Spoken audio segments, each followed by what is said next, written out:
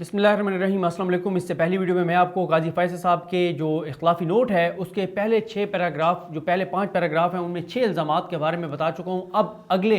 Paragraph number 6 से लेकर paragraph number 13 पर बात करेंगे कि काजी फैसल साहब ने व्हाट्सएप मैसेज के हवाले से जो वजाहतें दी हैं और अटॉर्नी जनरल पाकिस्तान खालिद जावेद खान ने जो बड़ा इशारा दिया था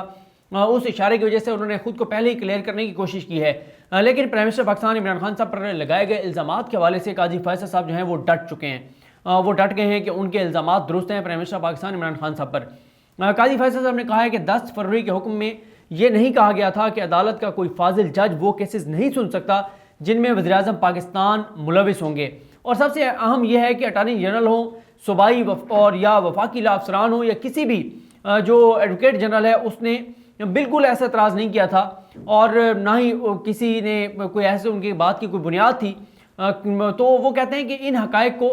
नज़रअंदाज किया गया है, नज़रअंदाज किया जा रहा है कि जब अटॉर्नी जनरल पाकिस्तान ने कोई एतराज़ नहीं किया, एडवोकेट जनरल ने कोई एतराज़ नहीं किया, तो फिर कैसे कहा जा सकता है कि एक जज जो है वो गैर जानिबदार नहीं है, वो जानिबदार है या उसमें गैर जानिबदारी की कमी है। वो कहते हैं कि जैसा कि बाद में चीफ जस्टिस की तरफ से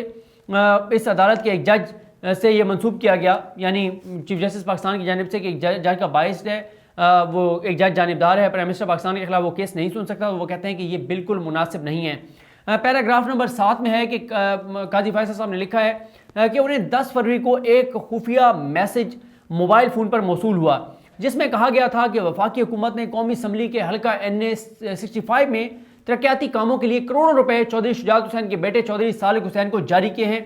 और उन्होंने कहा कि उसने कहा मैसेज भेजने वाले ने कि मैं इस हवाले से हुकूमत के नोटिफिकेशन आपको भेज रहा हूँ, और उसकी तस्दीक एक ऑडियो मैसेज के ज़रिए भी की गई। अच्छा, ये मैं आपको बता दूं कि 11 फरवरी को काजी फैसल साहब ने ना तो ये इस ऑडियो मैसेज का जिक्र किया था, उन्होंने जस्ट एक व्हाट्सएप मैसेज का जिक्र किया था,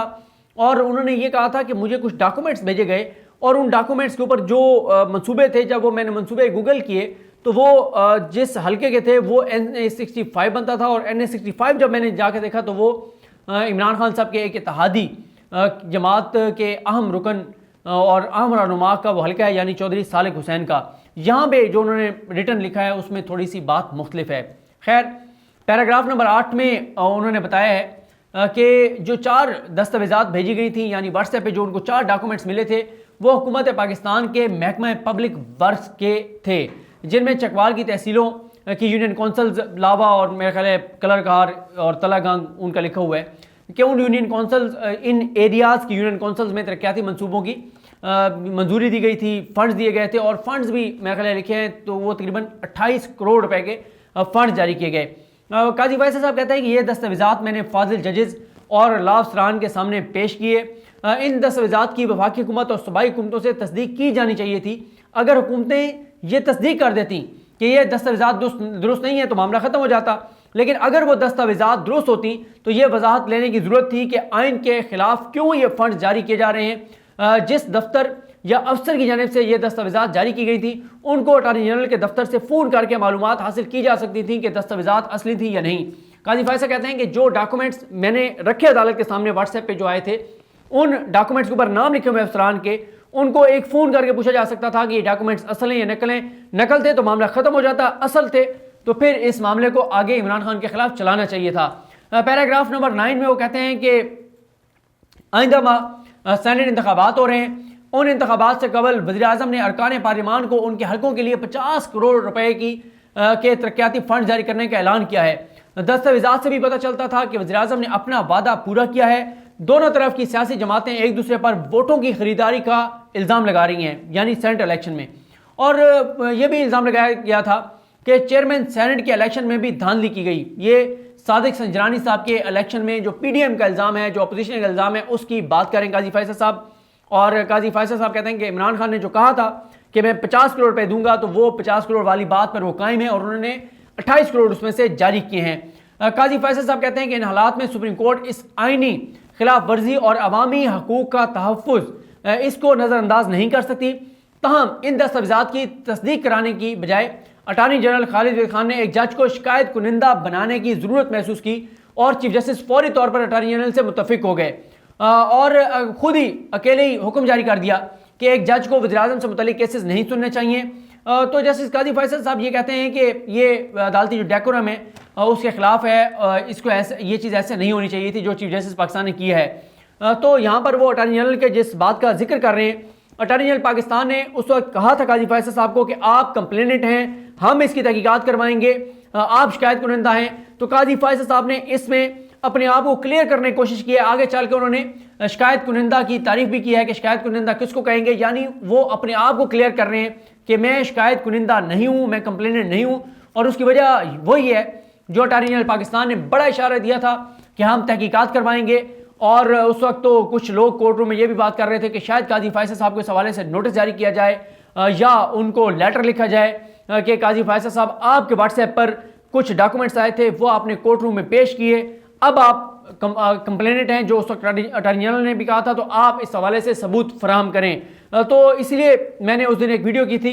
कि केस तो ख़त्म हो गया है, लेकिन हुकूमत और काजी फैसल साहब के दरमियान लग ये रहा है कि एक नई लड़ाई का आगाज़ हो गया है। खैर, इसमें काजी फैसल साहब ने अपने आप को बड़ा क्लियर करने की कोशिश की है। व्हाट्सएप मैसेज की बात हो, डॉक्यूमेंट्स की बात हो, इमरान खान पर इल्ज़ामात की बात हो, या वो जो उनको शिकायत कुनिंदा कहा गया था। पैराग्राफ नंबर 11 में वो कहते हैं कि 5 रुकनी बेंच के सामने 11 फरवरी को होने वाली समाअत के हवाले से वो कहते हैं कि चीफ जस्टिस ने इनफरादी तौर पर यह करार दिया कि एक जज वज़ीर-ए-आज़म से मुतल्लिक केसेस नहीं सुन सकता। इस ज़िम्मन में बेंच के दीगर जजेस की भी राय नहीं ली गई और चीफ जस्टिस उठकर खड़े हो गए, जिससे दीगर जजेस भी उठने पर मजबूर हुए। वो कहते हैं कि उस शाम मीडिया पर शोर देखा कि एक हुक्मनामा जारी कर दिया गया है। सुप्रीम कोर्ट के एक जज को मीडिया से पता चला, हालांकि वो हुक्म बेंच की जानिब से जारी किया गया था। और वो कहते हैं उसके बाद मैंने 12 फरवरी को रजिस्ट्रार को खत लिखा। वो ये कहते हैं कि जिस बेंच का मैं हिस्सा था, उस बेंच ने जो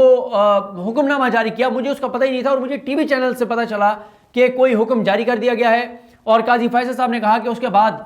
मैंने रजिस्ट्रार को ख़त लिखा और उस ख़त को भी उन्होंने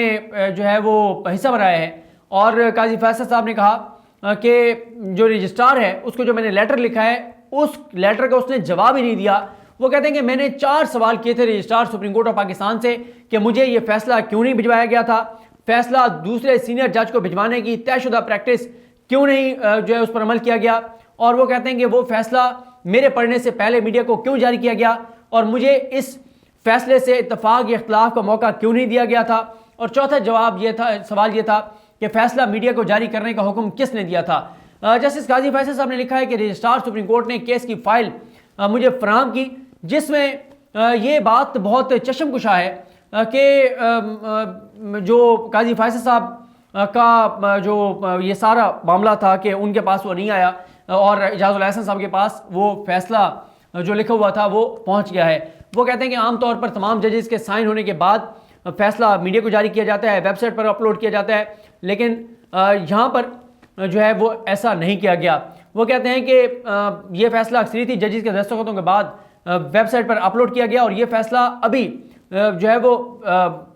मेरे ऑफिस में नहीं पहुँचा और वहाँ पे सबको जारी कर दिया गया। काजी फैसल साहब ने कहा है कि इसकी कोई मिसाल नहीं मिलती कि एक जज के दस्तखत के बगैर फैसला जो है वो जारी कर दिया जाए, तो ये ऐसा कोई भी हुक्म कानूनी हुक्म नहीं कहलाता, इसलिए वेबसाइट पर अपलोड किया गया हुक्म मुकम्मल नहीं है। हर फैसले में एक या ज़्यादा जजेस के खिलाफी नोट हों तो उस फैसले में शामिल करके उनको अलग जो है वो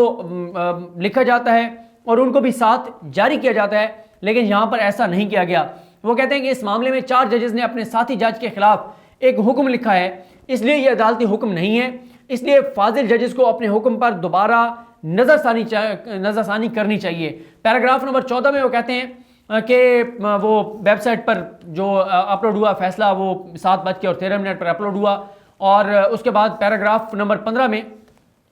काजी फैसल साहब ने एक मरतबा फिर डॉक्यूमेंट्स के बारे में लिखा है कि वो डॉक्यूमेंट्स जो हैं उनकी तस्दीक नहीं हुई थी कि वो डॉक्यूमेंट्स ऑथेंटिक थे या नहीं थे, जिन डॉक्यूमेंट्स का उन्होंने बताया था कि उनको व्हाट्सएप पर मौसूल हुए हैं। ये कुछ तफसीलात थी जो मैंने आपके सामने रखी हैं। मुझे अपने दुआ में याद रखें। अल्लाह करीम हम सब का हामी नासरो। अल्लाह हाफ़िज़।